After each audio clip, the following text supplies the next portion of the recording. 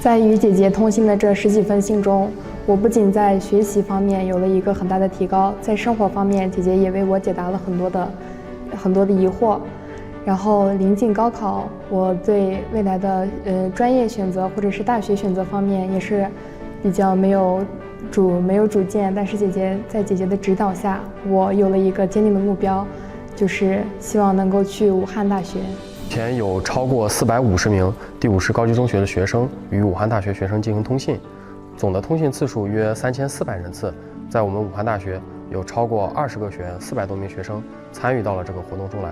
那么在我个人看来，我们借助武汉大学大学生的力量，帮助我们第50高级中学学生解决生活上、学习上、心理上的困惑。这个活动的意义不仅仅是输出知识，更是起到了文化碰撞与交融的纽带作用。